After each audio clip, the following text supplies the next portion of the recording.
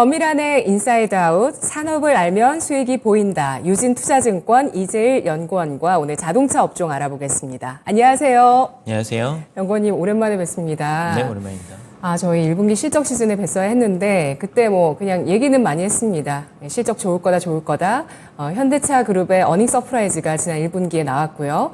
그렇게 되면서 이후에 자동차 부품주가 더 크게 시장에서 부각을 받고 있는 그런 모습입니다. 실적주로 자동차주가 일단 올해 부각이 되고 있고요. 관련해서 다른 부품주까지 끌고 가고 있는데 부품주가 더 많이 올랐죠. 자동차 부품주의 최근 가파른 주가 상승 이유 어떻게 보실까요?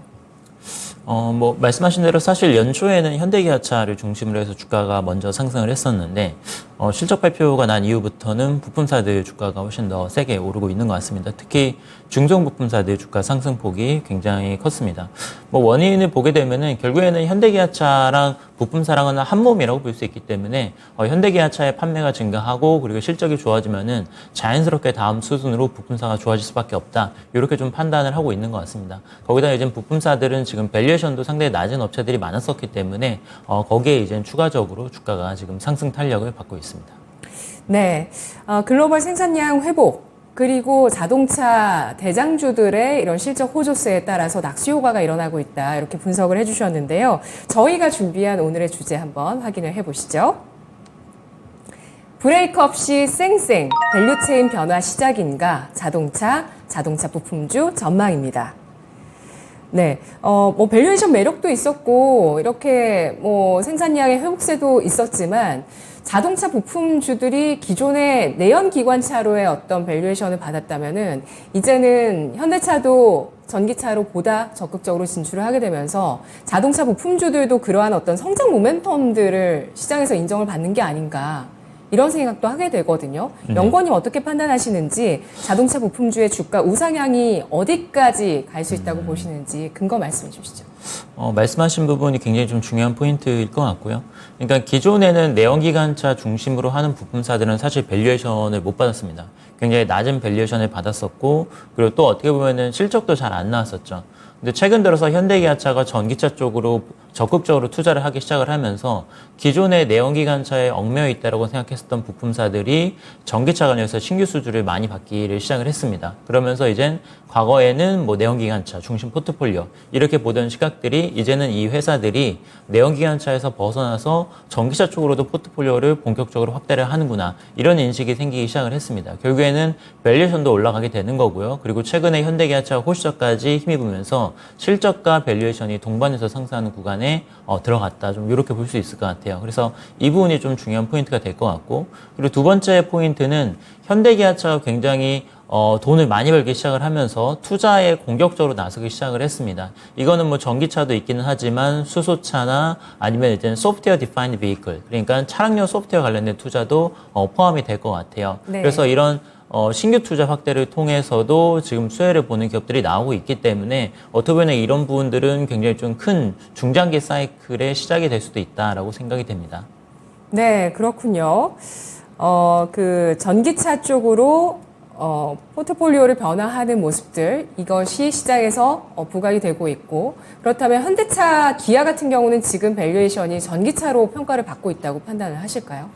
완성차들 같은 경우에는 좀 그렇지는 못한 것 같아요. 왜냐면은 사실은 아직까지는 전기차를 통해서 거의 수익에 기여하는 바가 없습니다. 완성차 같은 경우에도 전기차 판매를 늘리고 있기는 하지만 네. 아직까지는 수익성이 좀 확보가 안 되고 있기 때문에 거의 대부분의 수익이 지금은 이제 내연기관차에서 나오고 있고 또 이제 전기차가 판매가 늘어나고 있기는 하지만 지금 2차 전지 쪽하고도 앞으로 어떤 식으로 교섭 관계 그리고 이제 밸류체인에 가져갈 것인가 이런 부분도 얽혀 있기 때문에 아직까지는 내연기관차 중심으로 좀 밸류에이션을 받고 있는 것이 사실입니다. 네, 현대차, 기아는 아직은 전기차로 시장에서 평가를 받지 못하고 있지만 그래도 올해 들어서 현대차 같은 경우에 33% 정도 수익률을 보여주고 있고요.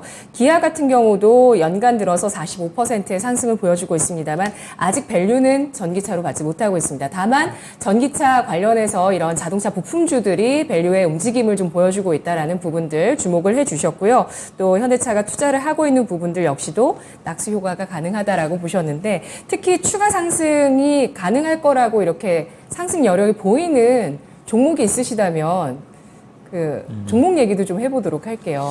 네, 계속 이렇게 말씀드리면은 일단 부품사들이 계속해서 좋을 것 같다. 네. 그러니까 완성차 같은 경우에는 올해 하반기로 들어서면서 시장 경쟁 심화 이슈도 있고 여러 가지 실적 둔화에 대한 리스크가 지금 좀 작용을 하고 있기 때문에 실적이 굉장히 좋음에도 불구하고 주가는 좀 그거를 못 따라가고 있고 이런 흐름이 하반기에도 좀 지속이 되지 않을까 좀 생각을 하고 있습니다. 왜냐하면은 전통적으로 3분기가 사실 또 이슈들이 많습니다. 현대기아차 노조 파업 이슈도 있을 수 있고요. 그리고 3분기가 전통적으로 또 비수기이기도 하고 그리고 또 추가적으로 보게 되면은 이제 리콜이라든지 이런 일회성병 이슈들이 사실 하반기 때 좀 많이 몰렸었던 게 사실입니다. 그래서 이런 점을 감안하면은 상반기보다는 연일 쪽 상승 탄력이 하반기에는 좀 떨어지지 않을까 좀 이렇게 판단이 되고요. 부품사들 같은 경우는 반면에 현대기아차가 이젠 앞으로 발표하게 될 어떤 신규 투자 이슈들 이런 것들이 굉장히 많거든요. 그래서 지금 미국 조지아 쪽 공장이나 국내 전기차 신공장들 그리고 인도, 인도네시아 이런 지역에서의 어떤 신공장 투자 계획들도 계속 좀 발표를 할 거기 때문에 이 부분에서 수혜를 본 업체들을 눈여볼 필요가 있다. 그래서 제가 이젠 수혜주로 꼽는 것들은 이젠 서현이와 화신, SL 요 세 업체 같은 경우는 미국 쪽에서도 굉장히 생산 기지를 가지고 있기 때문에 수혜폭이 크고요. 거기에다가 인도 쪽에서도 또 수혜를 받을 수 있기 때문에 여러 가지로 이제 포트폴리오 측면에서 유리한 점이 있다고 생각을 해서 요 세 종목들을 이제 또 추천을 드리고요. 그리고 앞서 말씀드린 SDB 쪽에서는 이제 국내에서 종목들이 많지 않은데 현대 오토에버가 굉장히 또 독보적인 입지에 있기 때문에 이 회사도 또 눈여겨봐야 된다 이렇게 좀 생각을 합니다. 네, 미국 신공장 관련주로 올라간 종목 중에 그 연구원님이 지금 말씀은 안 해주셨지만 아진산업도 정말 많이 올라갔거든요. 예, 기아향으로 해서 미국 조지아 공장 이슈가 나오면서 이 종목도 올해 들어서 200%가 올랐고 또 덕양산업 같은 종목도 현대차향 종목인데요. 이 종목은 더 올랐습니다. 올해 들어서 250%가 상승을 했는데 왜 올랐나 제가 막 찾아봤어요. 연구원님 관심 없으시죠, 이 종목?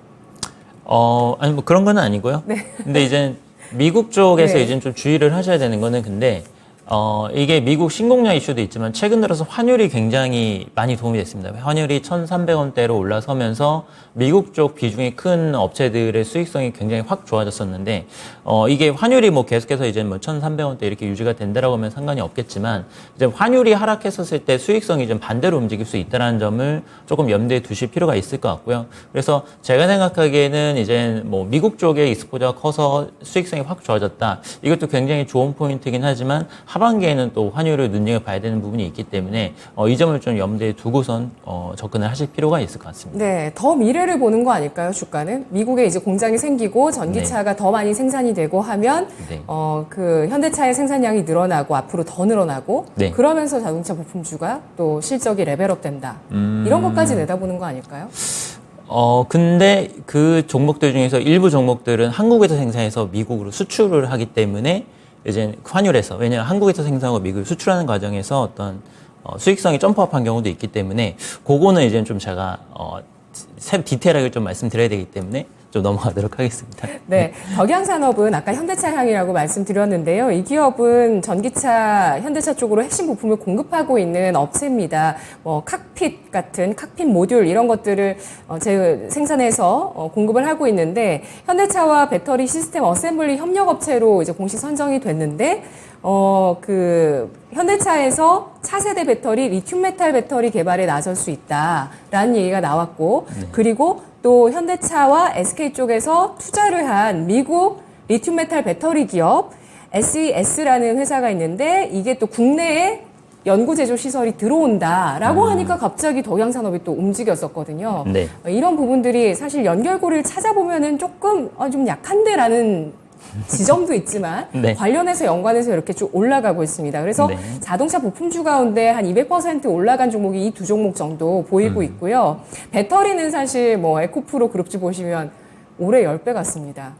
네. 그렇죠. 이렇게 크게 배터리주들은 또 올라가고 있는데요.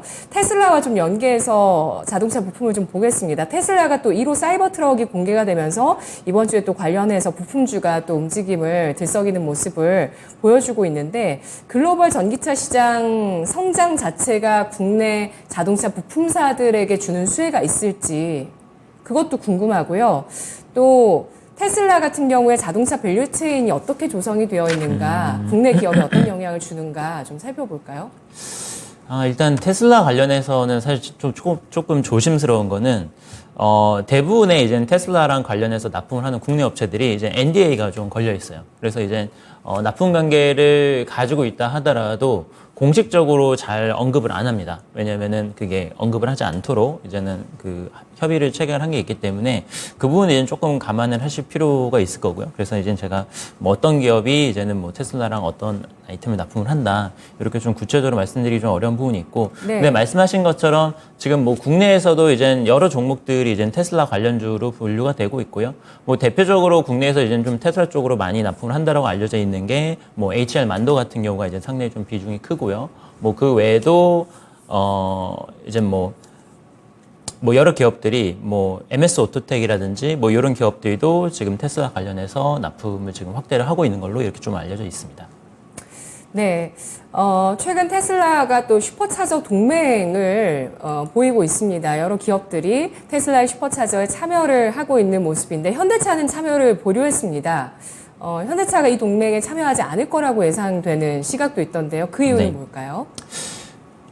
좀 어려운 지점이 좀 있죠. 왜냐하면은 현대차 같은 경우는 독자적으로 지금 차징 네트워크를 구성을 하려는 계획을 가지고 있습니다. 사실 네. 그래가지고 그게 돼야지 더 현대차한테 좋은 거 아닌가요? 그러니까 이제 다른 거죠. 그러니까 테슬라의 어떤 충전 네트워크랑 충전 규격하고 네. 현대차가 지금 깔고 있는 충전 네트워크랑 충전 규격하고 서로 호환이 안 되기 때문에 그게 좋은 건가요? 나쁜 건가요? 좋은 거 나쁜 거를 떠나가지고 다른 거고 현대기아차는 이미 그 방향으로 투자를 하고 있는 상황이기 때문에 네. 어쩔 수 없는 거죠. 왜냐면 이미 지금 깔고 있는데 그거를 뭐 지금 와서 갑자기 이젠 바꿀 수가 없는 거죠. 왜냐면은 그 테슬라 규격으로 이제는 대세가 갈 거다라고 미리 예측을 했으면은 사실 그거를 준비를 했었을 텐데 사실 현대기아차뿐만 아니라 폭스바겐이라든지 다른 글로벌 업체들은 이제 CCS라고 하는 표준을 사용을 했었습니다.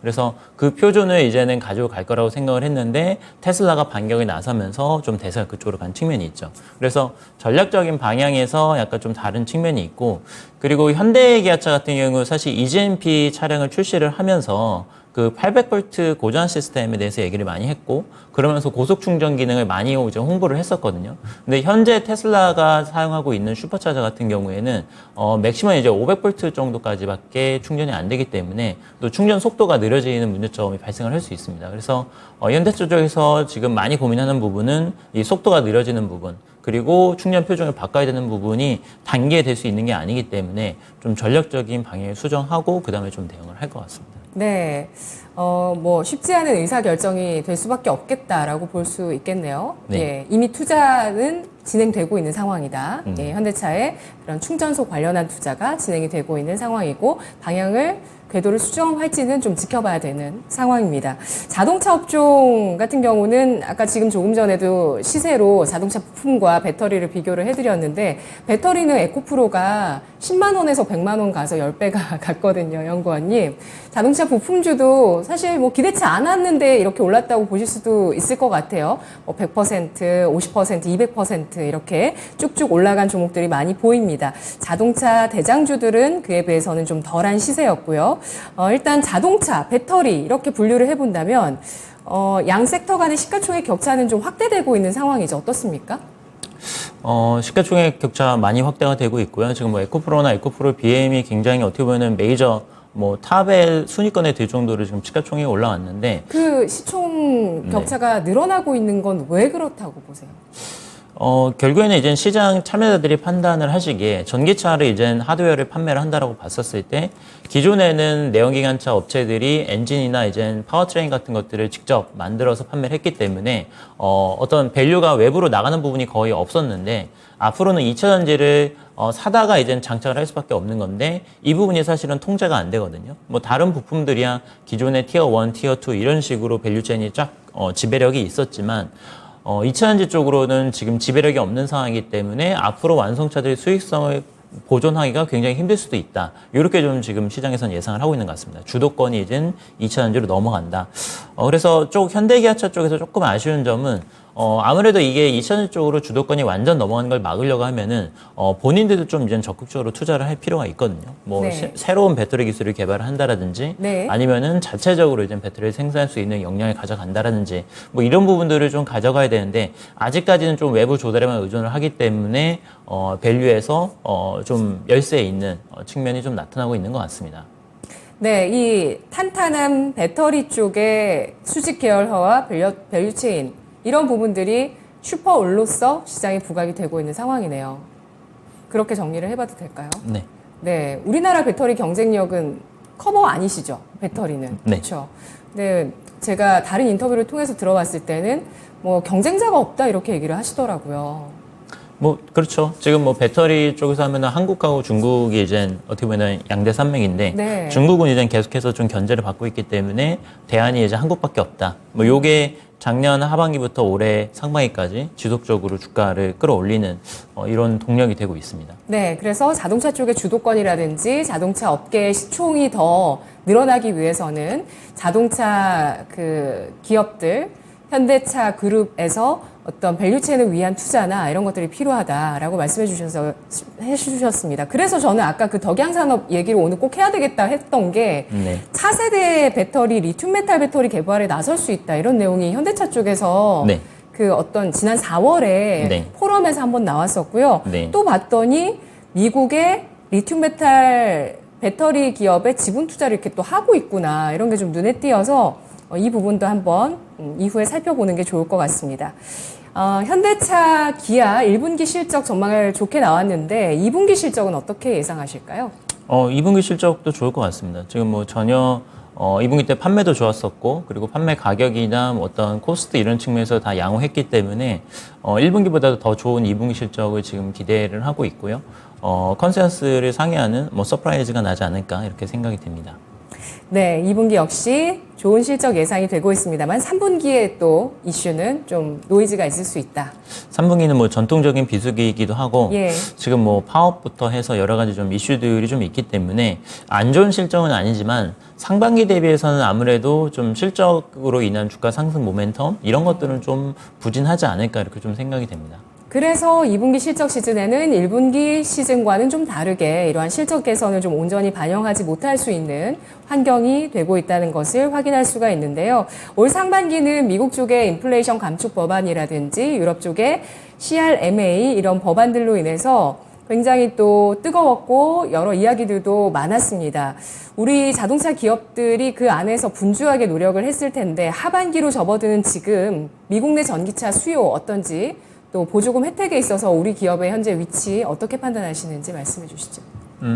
올해 이제 미국 전기차 수요 같은 경우에는 상반기 때 전년 대비해서 50% 정도 성장을 하기는 했지만 아직까지는 조금 기대에는 좀 못 미치고 있는 것 같습니다. 왜냐하면 올해부터 이제 IRA 법안이 도입이 되면서 굉장히 좀 폭발적으로 성장을 할 거다라고 생각을 했는데 상반기 때 50% 성장이 나쁘지는 않지만 작년 기저효과를 생각을 하면은 하반기 때 상당히 좀 부담이 되고 있는 것은 사실입니다. 그래서 지금 예상하기로는 상반기 때에는 그래도 아주 전기차 시장에서 경쟁이 심하지는 않았거든요. 근데 하반기로 들어가면서부터는 전반적으로 지금 올해 판매 목표치에 좀 미달하고 있는 상황이기 때문에 아무래도 이제 전기차 가격 할인이라든지 아니면 좀 판촉 활동을 이렇게 좀 강화를 하면서 좀 시장에서는 뭐 물량도 많이 늘어나겠지만 경쟁 구도나 어떤 코스트 같은 부담은 상당히 좀 늘어날 수 있는 게 올해 하반기 그림이 되지 않을까 이렇게 좀 생각이 됩니다.